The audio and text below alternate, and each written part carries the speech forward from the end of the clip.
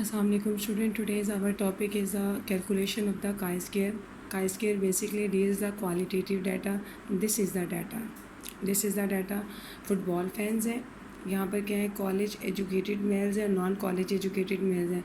इनमें आपने चेक करना है कि जो एजुकेटेड मेल्स हैं वो फुटबॉल के फ़ैन ज़्यादा हैं, यानी फ़ुटबॉल को ज़्यादा पसंद करते हैं, या नॉट कॉलेज एजुकेटेड मेल्स हैं वो फ़ुटबॉल को ज़्यादा पसंद करते हैं। ये इसका समटाइम्स ये क्वेश्चंस में आपको डाटा में टोटल गिवन होता है, समटाइम्स नहीं गिवन होता। इसके बेसिकली वही स्टेप्स हैं। First of all we have to make the null hypothesis. Null hypothesis H not there is the independence between the type of the education and interest for football. There is the associate independence, या हम check कर सकते हैं there is independence है, और alternative में क्या होगा, there is the not independence है, there is no not independence है, या there is association between the education and interest of the football. Level of significance 5% है। इसका टेस्ट स्टैटिस्टिक्स फार्मूला हमारे पास है। Test statistics chi square is equal to summation O I minus E I का whole square divided by E I. O I mean expected frequency, O I is equal to expected frequency, और E observe frequency, और A I mean expected frequency. Observe frequency and expected frequency. यहाँ पर आपको observe frequency आपने वही frequency लेनी है जो आपकी डाटा में गिवन है। 55 है, 45 है, 125 है, 75 है। टोटल को आपने इंक्लूड नहीं करना है। ये जो आपकी फ्रीक्वेंसी है 55, 125, 45, 75, ये आपने ले ली है ऑब्जर्व फ्रीक्वेंसी। आपने इसका बनाना है एक्सपेक्टेड फ्रीक्वेंसी। एक्सपेक्टेड फ्रीक्वेंसी आप कैसे बनाएंगी कि आपने सबसे पहले जहाँ पर 55 लाई करेगा, जहाँ पर भी 55 लाई करेगा, फॉर एग्ज़ाम्पल ये 55 है, तो आपने इसकी क्रॉस पेंडेंट इसका टोटल लेना है, यहाँ पर इसका रो का टोटल लेना है, दोनों को मल्टीप्लाई करना है और ग्रैंड टोटल से डिवाइड कर देना है। This is the grand total, और 300 से इसको क्या कर देना है, डिवाइड कर देना है। फॉर एग्ज़ाम्पल आप पहली फ्रीक्वेंसी ले रहे हो 55 में इसका जो टोटल है 100, फिर इसी तरह इसका टोटल है 180, यानी row wise total, column wise total multiply करके ग्रैंड टोटल से आपने इसको क्या कर देना है, डिवाइड कर देना है। एज इट इज़ 45 जहाँ पर लाई कर रहा है, 45 हमारा यहाँ पर लाई कर रहा है, तो 45 में अब क्या करेंगे, इसका टोटल, ठीक है, यहाँ से इसका कॉलम वाइज टोटल और यहाँ से इसका रो वाइज टोटल, इसको आप दोनों को मल्टीप्लाई करेंगे और 300 से डिवाइड कर देंगे। जो वैल्यू जहाँ पर जिस वैल्यू की जो प्लेस वैल्यू है उसका row wise total, column wise total को मल्टीप्लाई करेंगे और टोटल वैल्यू से डिवाइड कर देंगे। उसके बाद आपने क्या किया, ओ आई यानी इसके ये वैल्यू को और इस वैल्यू को दोनों को क्या कर दिया, डिवाइड माइनस कर दिया। ओ आई माइनस ई आई को सब्ट्रैक्ट किया। 55 माइनस 60 इज इक्वल टू -5 आ गया।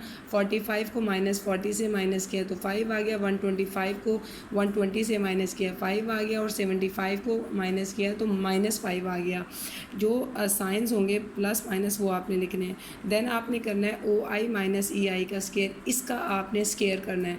जब आपने -5 का स्केयर किया तो 25 आ गया। आपकी जो माइनस की वैल्यू निगलेक्ट हो जाएगी स्केयर के अंदर, 5 को किया तो 25 हो जाएगा, इस तरह। फिर आपका फार्मूला में है ओ आई माइनस ई आई का स्केयर डिवाइडेड बाय ई आई। आपने इनका स्केयर तो कर लिया था, अब डिवाइड करना है ई आई की वैल्यू, और यहाँ पर ई आई की वैल्यू कितनी है, 60। 25 divided by 60 same as it is 25 divided by 40।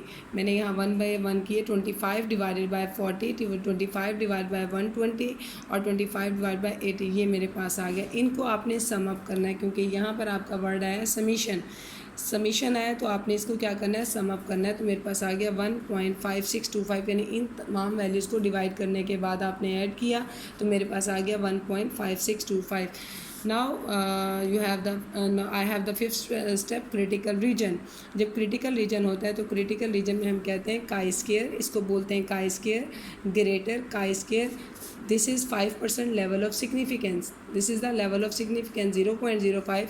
इसकी जो डिग्री ऑफ फ्रीडम है वो कितनी है, R-1 into C-1। This is the degree of freedom, यहाँ मैं मेंशन कर देती हूँ कि डिग्री ऑफ फ्रीडम इसकी कितनी है, R-1 इंटू C-1। आर का मतलब है टोटल रोज़ कितनी है और कॉलम का मतलब है कॉलम्स कितने हैं।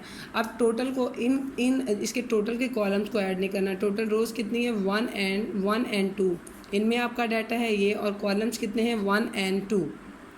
टोटल के कॉलम्स को मैं अगेन बता रही हूँ, ऐड नहीं करना, सिर्फ आपने जहाँ पर डाटा है वो ऐड करना है। ये 1 कॉलम है, ये 2 कॉलम है, 2 में से -1 किया,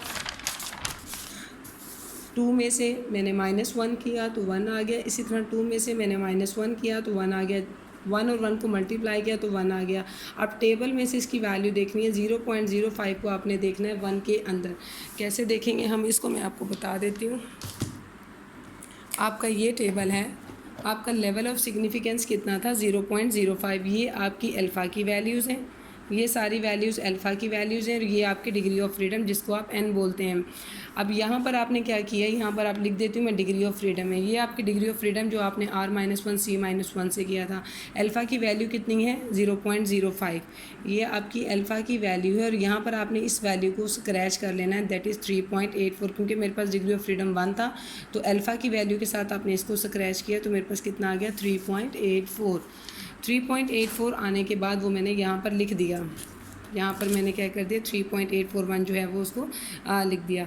अब इसका जो वैल्यू है, आप जब इसका कैलकुलेशन लिखेंगे तो आपकी बेसिकली ये वैल्यू लेस होनी चाहिए इस वैल्यू के साथ एक्सेप्ट करने के लिए।